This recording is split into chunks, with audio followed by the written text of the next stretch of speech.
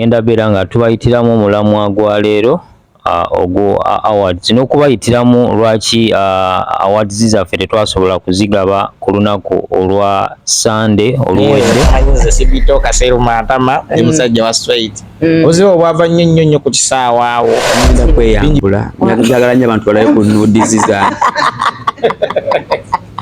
Good morning, good afternoon, good evening. For wherever you are watching the XT Media, ng'olunaku olwaleero tugenda kwongera okwekkaanya ku nsonga oba zisoosowaza abamu badde mwatandise osala omugambo anti Taata Kimbowa ne Sibi tebakyazze. N'olunaku olwaleero tubayina wano ku Oasis Night Club nga leero press conference yaffe weekalingiddwa era nga tugenda kwongera okumanya ku nsonga tuzisoosotoze ate n'ebibuuzo ebimu basobole obbiddamu ewamu n'omuteesi Case Brand gwe tugenda osookerako definitely atongere okunnyonnyola ensonga byabadde bitya byebayogedde bituufu oba omugambo era ayongere n'okwetondera ku bantu kwayo ensobi ezabadde abaana bano bamisinze flight kubanga omugango gutambudde ku TikTok nga mwitirivu naye ensonga lwaki olunaku olwaleero yensonga eri wano mu ddiiro. Case nga tuli basanyufu nnyo okulabako ku DXT Media. Nange ndi musanyufu. Yeah. Olunaku olwaleero njagala weeyanjulira abantu abatakumanyi beeyongere okumanya kubanga erinnya isima litambula nadde basinga tebakumanyi physically. Nga njagala obeeyanjulire then tugende maaso. Hello everyone, amanya n'eddoboozi nze Isma Case the Brand era nga nze founder wa Case Brand Promotions abategeka UG TikTok Talent Awards.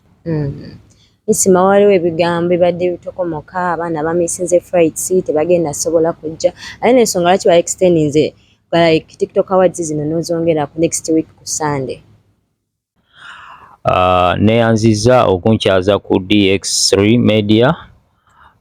Ngenda beera nga tubayitiramu omulamwa gwa leero ogwo awards n'okubayitiramu lwaki awards zaffe tetwasobola kuzigaba ku lunaku olwa Sunday oluwedde nga sinneeyongerayo genda wala ngenda kusooka okubeera nga nsiima abasponsors baffe abalungi abagazu Safaris Travel and Tourism awamu ne Immaculate Show era ngenda twala omukisa guno okubeera nga mpa omukyalo ono antudde ku sayidi eno Kathe asobole okubeera ng'ayogera ku basponsa baffe abalungi abagazu Safari Travel and Tourism.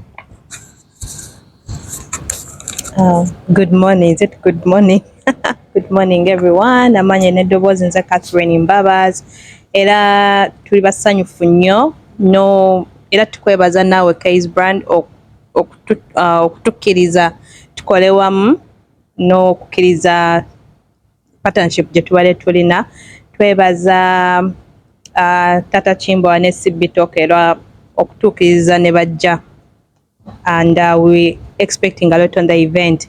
Actually sitambudde nzeka ntambudde n'omwami omulala agenda naye kweyogerako naye just mbadde njagala kwongera kutangaza nti tukola visa tukola tickets tukola tour activities tukola hotel booking airport pickups n'ebirala bingi so tuli basanyufu nnyo era twongera kukowoola abantu abalala bonna nti Sunday ennaku z'omwezi nga 10 beejumbira okujja.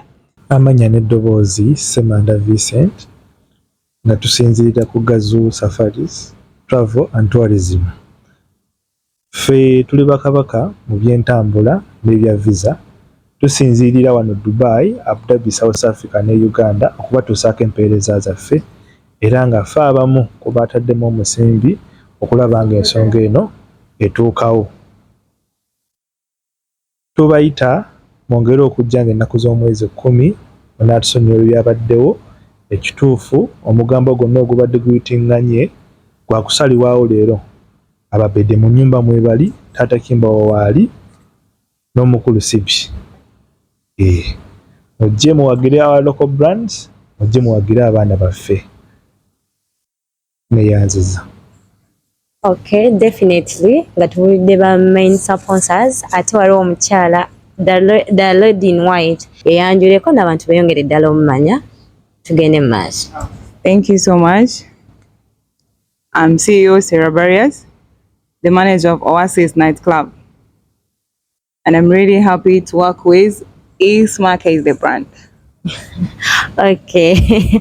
bifunga tunagenda wala ate tulinawo sibitoka ne Taata Kimbowa omugambo gutokomoka nze benyini benjagala definitely beyogerere nga ne kamera ebalaba twongera okumanya kye kyatuuseewo lwaki bamisinze flight from you si abantu singa case kubanga case gwe badde bataddeko buli kimu nga case gwe babuuza case lwaki abana bamisinze naye the good thing nammwe weemuli njagala nammwe mwegambira abantu ate era tuga eryo eddibu tuligattewo ate bayongera okujja ku lunaku luli lwe tulindiridde mulindwa yo amanya nedowoozi bampita sibitoka ndi wamu ne muganda wange Taata Kimbowa right now wetwogera tuli Dubai naye nga lwensonga nnyo ezaagwawo nga event yaffe ne gyetubaddeko ya Yugi TikTok Talent Award ebadde erina okuba ennaku z'omwezi nga 3 ye Sunday eyawedde ng'ate lwaliro lwa Monday. Obuzibu obwo bwava ku missing flight, so we missed the flight netutasobola kugira mu budde, so netusalawo netwogera management eya Case the brand tubagamba tumissinze flight ne basalawo to postpone the event paka ku nnaku z'omwezi nga 10 next Sunday. So obuzibu obwo bwava ku ki? Bwava ku missing flight yeyo nga mumanyira kisaawe Uganda sijja kuyingira nnyo naye era mubimanyi bakubadde bakama bange bangambye sirako kisigira nnyo yingira mneze mumanyize sibitoka seruma atama musajja wa straight obuzibu bwava nnyo ku kisaawe awo bingi byatuukawo era n'abakulu batuyita I remember twali Taata Kimbowa n'abaana abalala baliwo kwa abana bangi abasigalira naye nze Taata Kimbowa batuyitawo ne tugenda mu office then netwogeramu katonawo ensonga CMC2 zaali nyingi nnyo netwogera nabo then tubagamba ensonga ze mutugamba let us do a video call mugambe bakama bafa baliwa abali Dubai mwogere nabo. At that time we used the botim okuba netukuba obudde obayisi makezi ozenanga omanyi ekidudu museekyo bakyategeera tetwamusaba mufuna kwa yali taliwo kati nga siyayo mufuna omu bamita Ntyalima yayogera n'abakulu aba Uganda Airlines nabo ne beetonda ekitu ekibaddewo kwata tebitiraberabeerawo kale ensonga yali awo bwekyo anti omanyi sibitoka bayogera Taata Kimbowa abayogedde so right now twagala okwetondera baganda baffe mikwano gyaffe bafaani baffe abali e Dubai kutasobola kutuukiza event in time tugenda obategeeza nti right now we are in Dubai ennaku z'omwezi nga 10 sibitoka Taata Kimbowa wetuli ate nga tetuli feka tulina ba TikTok bangi nnyo ab'e Dubai era nga kyetubasuubiza tuze kukola comedy tuze kusanyusa awadi twaziwangula wakonte yawangula naye nga ajasa mperekeddeko wadde kyagala okwogera Taata Kimbowa tugenda kudda ku side yo ndaba boogedde osimagirira mu kamera oba kiki ennyonyi yakuyiseemu njala Taata Kimbowa leero tukulabye ozze naye nga obadde oterobera n'omutabani gwe bayita Kimbowa ye mu Kimbowa yasigaddewo wamuleseewa Taata Kimbowa yasigadde akuuma bakyala bange yasigadde abakuuma abakyala balema ate kwenda bbali kala nkwasaganyirizaako nsobola okukomawo sange ng'omutabani yabaliko naye omukulu ono agambye mbu bagenze okulaba ng'ayinza omumagalira mu nnyonyi olaba amagalira mu kamera Keizi n'agamba leka muteekeko omuntu abamubeerako ebbali ate nange nina wana award surprise award ng'eno nno ng'eva mu Keizi brand pero ojja kudda onneepankireko wama maama wange ono muveeko ampulidde omubuuzobuuzo ekinsumagiza baki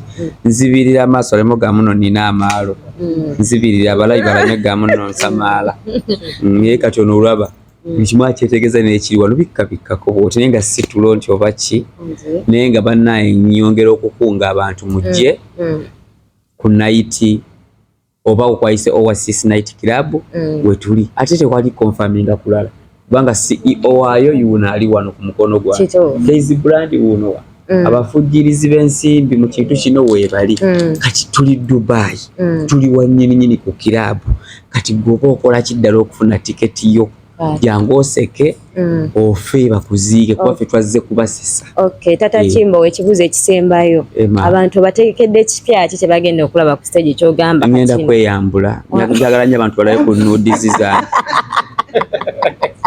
omanyi abantu abaana b'e Uganda abo nagana okweyambula njagala nnyo okweyambula obulamu bwange naye nga nti aba na Uganda ate okubanga be bandaba kati ate bwe neeyambulyako enigo tujja kunkolera bulungi amawulire njagala Nudes zange zitundeko live oba kadde ne zibeera kadde wali ozirabyeko ate emyaka gyoyina wamama. Okay. Okay. Mr. Case, oba Case the brand, njagala abantu babulire sente zigenda kubeera meka ordinary agenda kutuulawa ate ne wa VIP agenda kutuulawa. Ordinary ziridira mu 10, VIP 15. Okay. Ndowooza ne venue twongera abantu ogibagamba bagimanyi. Venue ngenda kuwa omukisa omukyala CEO waffe wano abeere nga ayanjula venue. Venue yaffe 14 Pearl Hotel, Free Jumura, excuse me, opposite Albaraha, 5th floor, Oasis Night Club. That is our venue. Okay, njatwala mukisa guno n'ekibuzo kyenyagala okubuuza Case Brand Promotions. Amanya Wilson Pro, Director D3 Media. Case, njagala ekibuzo kino kiteke gy'oli. Eso. Tulina ebifo bimeka ebyabawanguzi mu award zino? Ebifo biri 3 mu kimu. 3 mu kimu. Tusuubire ki? Buli muwanguzi ogenda sobola omulabako ku stage nga tola award ye oba za kubatwalira butwalizi? Buli muwanguzi yenna ali mu UAE ajja kubeera nga alinnya ku stage okureceiving award ye. Ate abatali mu UAE abataliimu era waliwo abagenda okubeera nga ba receiving awards zaabwe abali e Uganda Sibitoka ne Taata Kimbowa bajja tuyambako okuba nga bazibatwalira. Okay, kale kirungi nnyo ekyo. Ndowooza abantu mwongere okubayita, nja kusaba Taata Kimbowa ne Sibitoka twongere oyita abantu. Twalaba comedy last time nge mubadde kata whereby bintu bitambudde tubirabye naye nga bw'ogambye osubira kutulaga leero Nudes kati abantu twetaaga tubayitongera okubayita kuba ekya Nudes kyekati kijja bamala. Anti just kati ze kambayite bulungi then n'omusego ajja bayita lulwe mani mbamu era olwozaala abaana era mu musasa wangule n'omwana mpulira kati omwana kansoka enjogere kuba kati omuntu omukulu alina emyaka n'abakazi ogamba okweyambula mama sikanyonyi. Yo, hello my queen, my beautiful. This is your boy Sibitoka yo. Yeah, banage inakuzomezi nga 10 Sunday eno ku Oasis Night Club. Ya muje mtuwagire tuli wana abana bamwabe Uganda. Ya okuyingira zira mu 10 ne 15. Dai. Muje tukole comedy tunyumirwe, tudikide tuchakale. Ya man, ya Taata Kimbowa yo no musegu wako no. Agala okweyambula. Kale bagamba nga okusoma ngolabe ebitabo bizito watyo myaka bana emyaka gyo bali mu office sala gujira bagusangayo ku banka gomala kuwowogana wama balungi abaga twagala bategeza twasaze kodda wano ku Oasis Night Club kigenda kwata omujjango fortune hotel kigenda kutokosa tugenda kwata mu UG Talent Awards Case yasaze kodda bagazi batadde mu sente matchlo t-shirt kigenda kwata Taata Kimbowa agenda saze kodda mawole kugenda bere sedunga mutu kwata security kigenda kwata webaka okenyangiriza nnyo nenga twagala okubategeeza nti abadde olonyingidde nti okuva saawa webagulirawo bwe bati fe tugenda bera mu kuzannya ate kino si kyagamba mbona kitugenda zannya nammwe skits zino ze mulaba bulijjo nawe mulaba obuzibu bwe tuyita mu Kaiza lwalera alabyeko kwalozezaako bulijjaga nange wano wabuzeemukko era byerabiddeko naye nga kyanyiza okubagamba nti ffe tetuli nnyo babigambo tuli babikolwa ate bwe twogera ekyo ndooza mukitegeera nti tuli babikolwa mubimanyi nammwe katubireese live wano kyetwakola ku Theatre Labo Internet mukimanyi katukireeseeko ne Dubai wano ate ndooza abaloga batusubira tuloga e Uganda eddogo teribuuka nsalo teribuuka mu nnyonyi ekyo temutawaana show gyeri yayingidde okusande nga 10 ebyambalo byange twabireese ono yaleese ebyambalo bye naye tugenda kutokota tugenda bera mwata yaziza ffe nga tuzannya tetugenda babu wetu timasaali bino ze sabimanyiira bana enjala yo enjala yakuli Uganda eno waze ku kyeyo eno oli ku kyeyo bana ba tiktokers bannaffe mwenna abawagizi ba Taata Kimbowa ne CB tubakoola mujje mutuwagire mukwate obudde. Tugenda beera tutandika ssaawa 12. Tugenda tutandika ne red carpet kwe tugenda okulagira ebikumba oba fashion show, so mukwate obudde tusobole okubeera nga tumalira mu budde. Ssaawa 6:30 tujja kuba tumaze.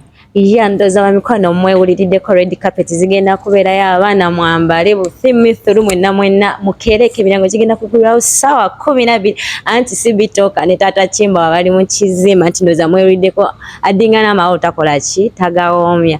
Ndoza tugenda kufuna ebisingawo ku lunaku olwo naye nga tugenda okubajjukiza mujje mu bungi atanagula tickets ziri available so okuzijja ewa case ate wamu naffe direct media tickets tuziyina atanagigula olinda kiba mikwano anti zigenda kuggwawo mwangu mujje mu bungi tubaagala nnyo mwekumireko tukyabaleetera ebingi ati tusigadde ne sibitoka ate wamu ne Taata Kimbowa mukama bankuumire musigaleko mubeereko.